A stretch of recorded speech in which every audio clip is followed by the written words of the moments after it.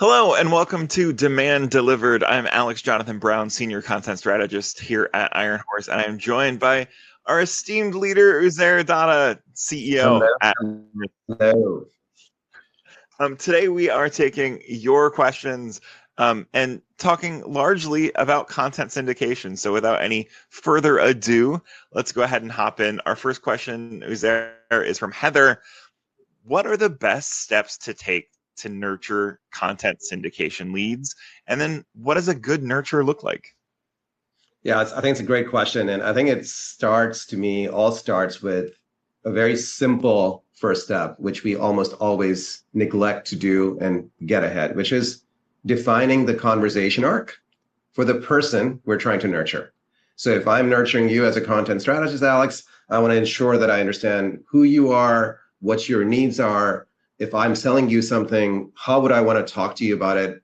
Talk to you about your needs and best practices, talk to you about market insights. And then once I've earned your trust, get you to a point of saying, hey, let's go talk about this kind of a solution that we are doing for other companies like you or other personas like you that you may find useful. If I have that established for you or for frankly for any other persona that I'm trying to target, then I can pick up the conversation and start nurturing you in that manner. This also kind of goes to, if I don't have it, oftentimes what I end up doing is regardless of what content I'm syndicating, my nurture is one size fits all. Everyone gets the same 4 emails, regardless of where they are in that conversation arc. So I would say for anyone trying to optimize, spend a little time, define that conversation arc. As a result, then create your different ways you want to connect with that person to carry the conversation further, to earn the trust. And then do that, if you're sophisticated, do that across email nurture, do that across your programmatic ads. Frankly, do that across by resyndicating other content pieces that you may like. That's another way for you to engage. Do that in your organic and paid social. So once you have that starting point, all of that becomes much more simpler. Awesome. So often when we're thinking about content syndication leads, we think about that first contact that comes in. But we also know that buying groups are bigger than they've ever been. So as we're thinking about that transition from content syndication lead to like a larger nurtured sales approach, and this question is from Christy, I'm paraphrasing a little bit, but thanks, Christy.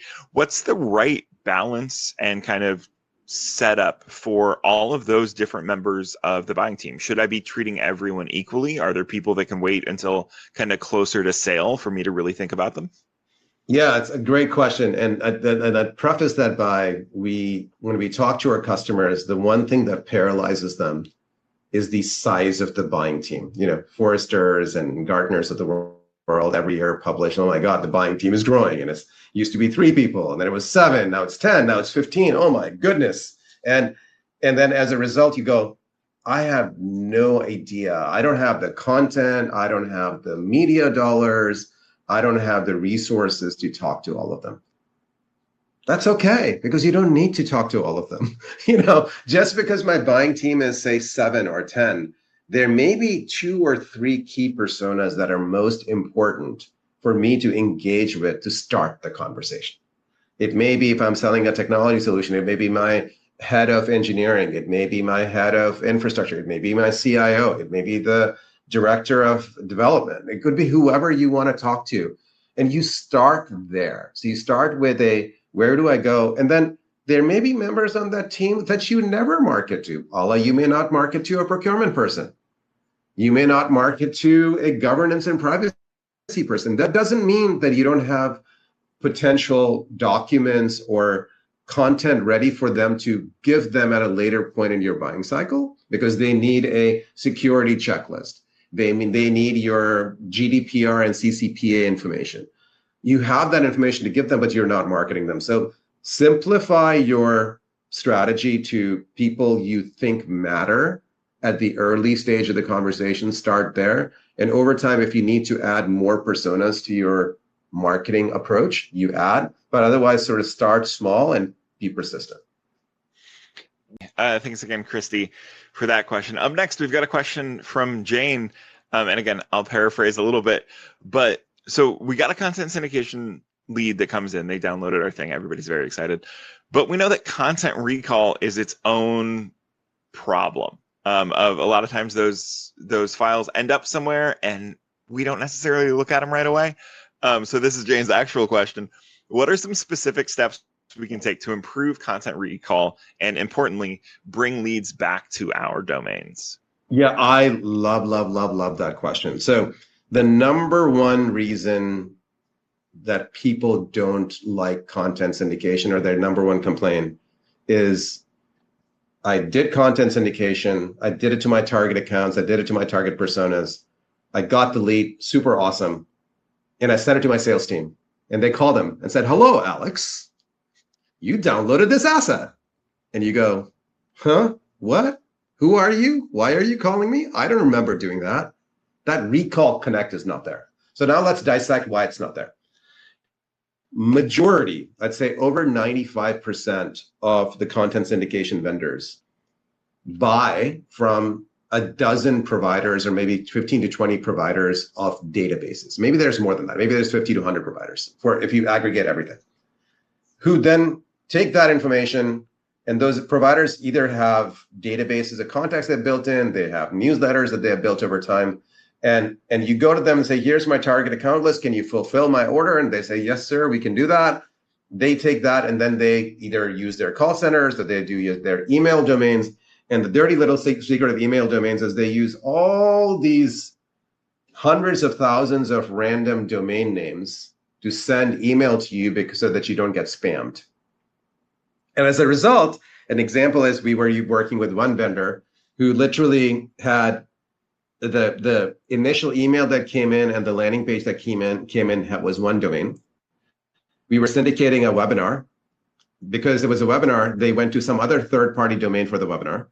And then the thank you email that came in that had a decent amount of latency built in actually came in from another third domain. Now, if I have 3 different domains in that experience, first of all, I think it's completely, I'm getting hacked or someone is taking my information. There's 0 chance you recall anything, right? If the brand was Iron Horse and I called you about Iron Horse, but Iron Horse was nowhere there, even the only asset it was there was an Iron Horse asset, there's no way you recall that. So things we're doing that are interesting is first guidance is make sure you go through that journey before you activate your experience with any provider. Make sure that experience looks, there's some really good providers that are out there. Second, one of the things that we're doing is incorporating more brand awareness in the initial email, the landing page, and the thank you experience. So if it's about Iron Horse, put about Iron Horse as a blurb so they see Iron Horse logo, they learn what Iron Horse is, because maybe they don't know. Third, and one of the most impactful one to me, is if you can capture the thank you page to be your own landing page, it could be your HubSpot page, Marketo page, Webflow page, whatever you use that you want to use as your landing page, and then the thank you email came from your own domain, so it came from ironhorse.io. To me, you're enabling better awareness, better engagement, so that you're reinforcing the brand throughout the experience. And then when I call you, "Hi, Alex Brown, you downloaded this asset," you likely are going to go in and search your inbox and say, "Did I get anything from Iron Horse?" And hopefully you find that asset. Awesome. Well, thanks for giving us the walkthrough on that. And thanks everybody who wrote questions in for us this week. It's always exciting. If you have a question, track us down. We're not difficult to find. Stalk us on LinkedIn. Any of those work.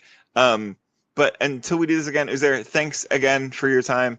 I'm Alex Jonathan Brown. Like I said, that's Uzair Dada. This is Demand Delivered from Iron Horse, and we will see you next time. Thanks, everybody.